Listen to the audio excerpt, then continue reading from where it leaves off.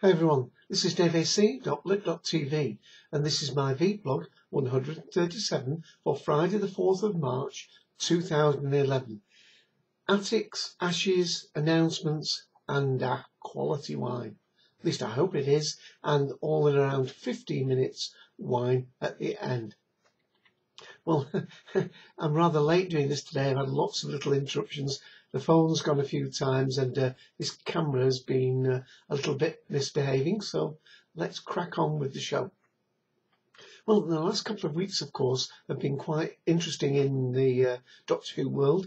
It was the Galley 22 a fortnight ago, and many of the podcasters went over there, and lots of things on Flickr accounts and YouTube pages, and of course, if you go to the Doctor Who Podcast Alliance page, or indeed the Doctor Who Podcast Alliance fan page on Facebook, you'll find lots of stuff that's gone up there.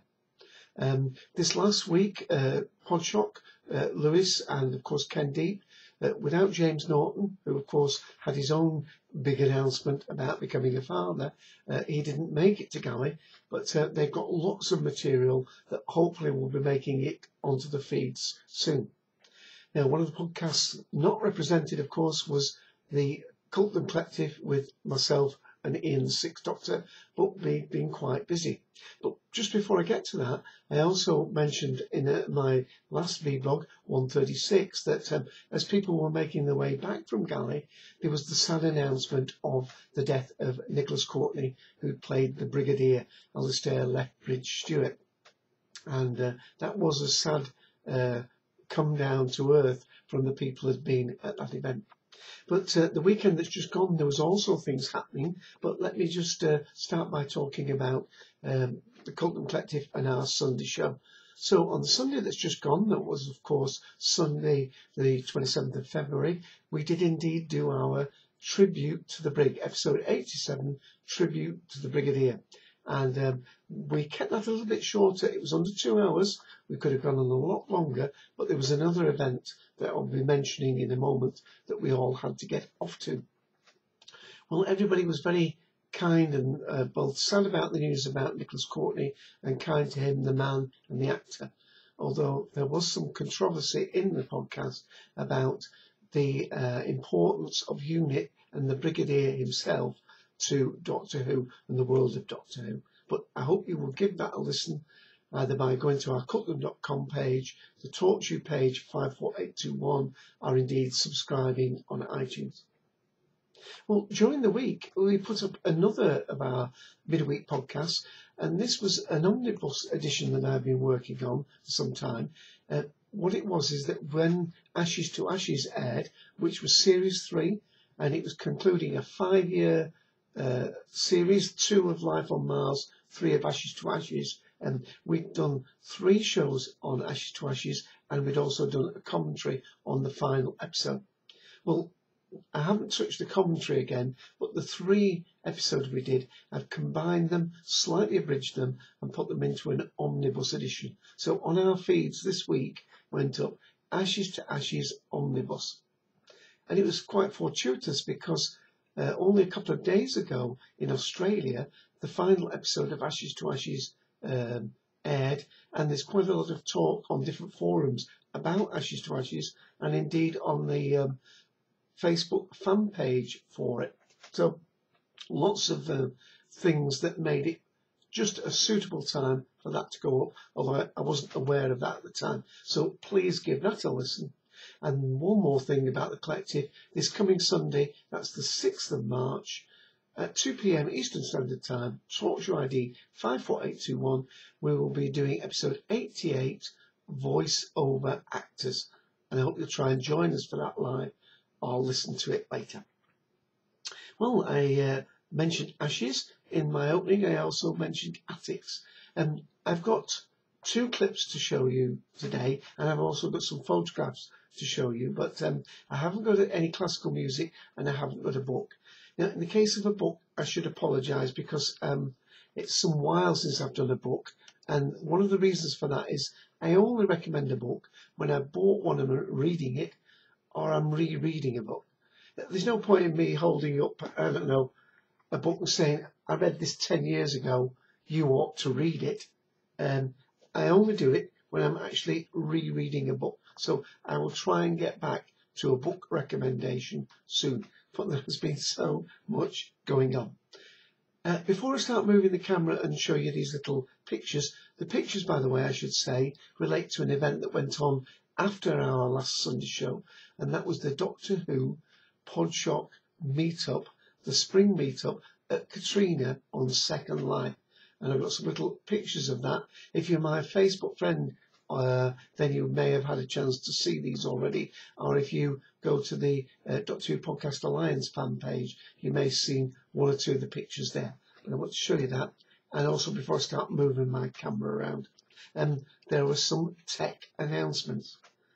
Some of the small ones were, if you use Thunderbird as your newsreader, there's a new update to that, version 3.1.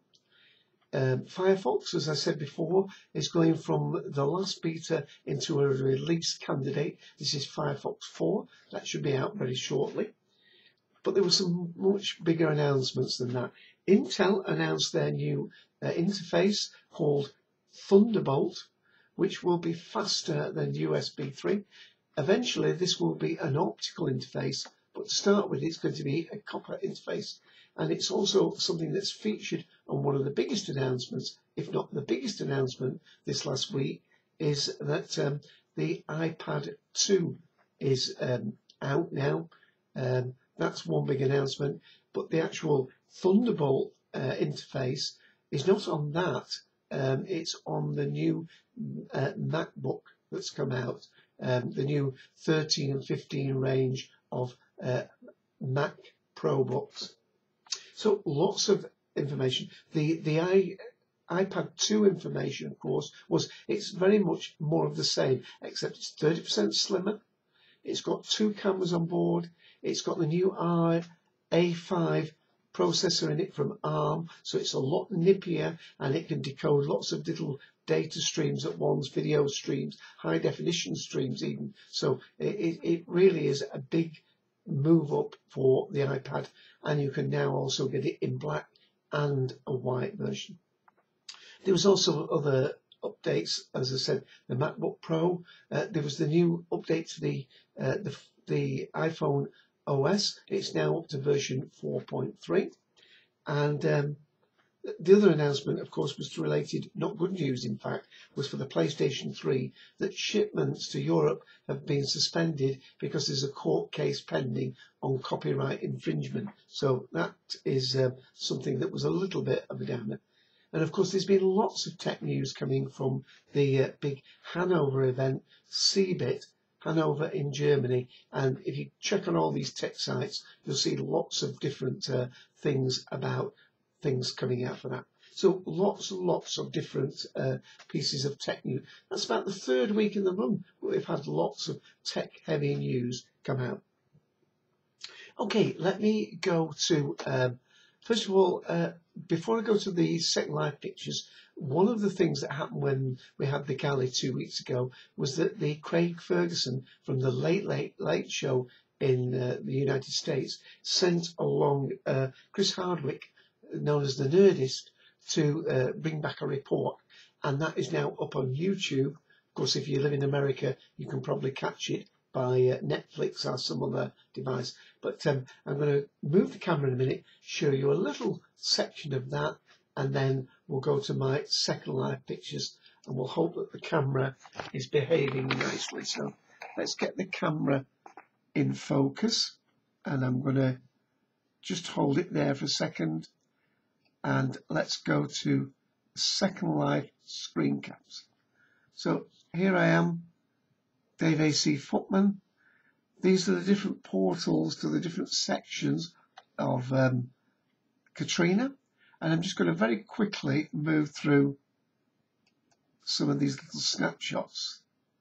That's Graham Sheridan from the Second Doctor podcast.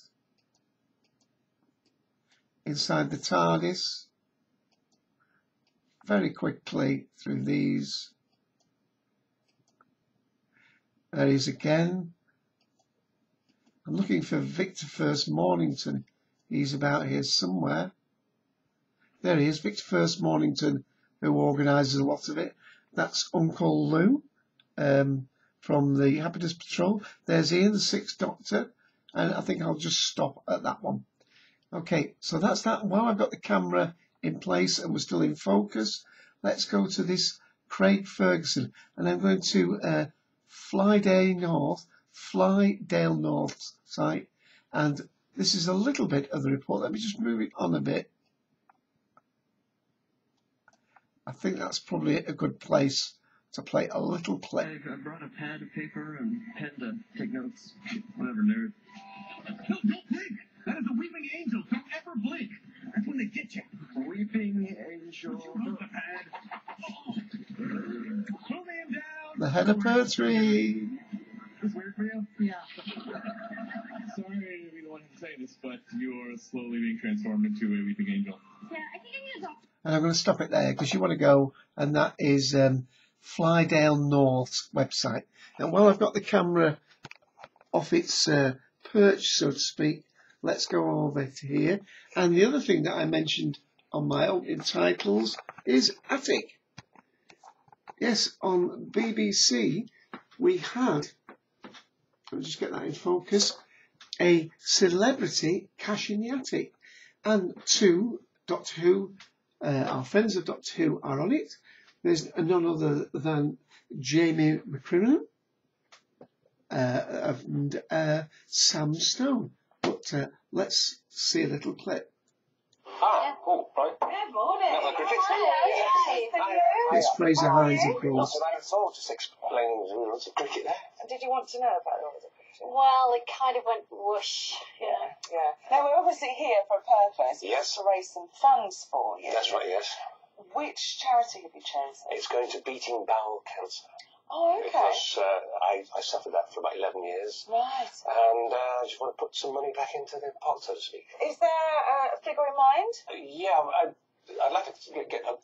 Just showing a short clip of Okay, this. right. You've got the work cut out, haven't you? Oh, sorry about that, yes. Well, John's your expert today, so Yeah, it's right. down to him to find the items, the valuations. Is there anywhere we're not allowed to go? Well, my den, you probably wouldn't get in my den because there's 3 Japanese don't know the war's over. Right, so you'll know which room that is because you'll open the door and you just won't be able to get in there. So. And I'll stop it there. Yeah, Fraser Hines was the guest on Celebrity Cash in the Attic. And although that is on the BBC iPlayer, the actual new international version of that BBC iPlayer is not quite ready yet. And I believe that's going to be available soon for a subscription slightly less than $10 a month for people in other countries to catch BBC programming. So that's a big development. Well, we're 13 minutes in, and I think I've just about covered all the things I was going to mention, and I've got a very exciting wine for me. And it's not a sign that I'm well off, it's actually a sign that I'm poor, because I usually get some really good wines from Naked Wines, and I'm flickering the light, sorry about the light there, settle down now. And I try and space out when I drink them because they're not exactly cheap wines. And this one I've been saving for about 6 months now, but I'm going to drink it today. It's Tim Smith Wines, 2006 Barossa Shiraz. I'm going to try and bring that in focus. Freeze frame, 14.5%, wine of Australia, and you won't believe this, I don't believe this, this is a $40 wine. £24, although I in actual fact get cash back, I'll get about £8 cash back, so let's say it really is a $30 wine, and it got bags of fruit coming over to me at the moment. It's got a lovely purple look to it, and it's smelling of forest flora and forest fruits, and I've been slavering at the thought of tasting it. So here we go.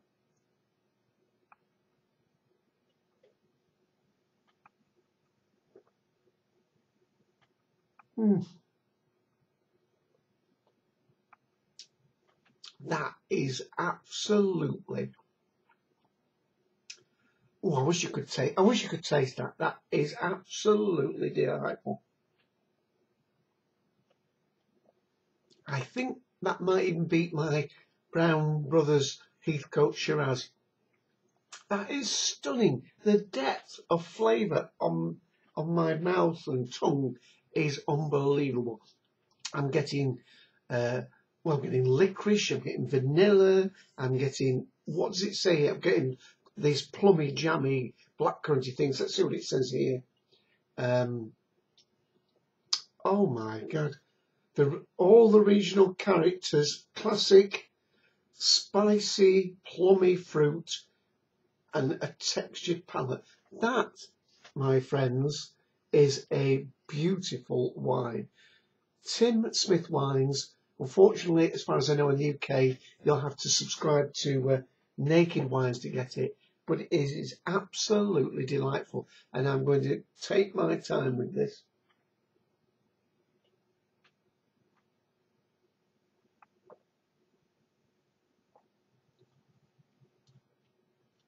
That is wonderful. And with that wonderful little treat for me, sorry you had to watch that, but that's it from me, Dave AC. Catch you next week. Bye all.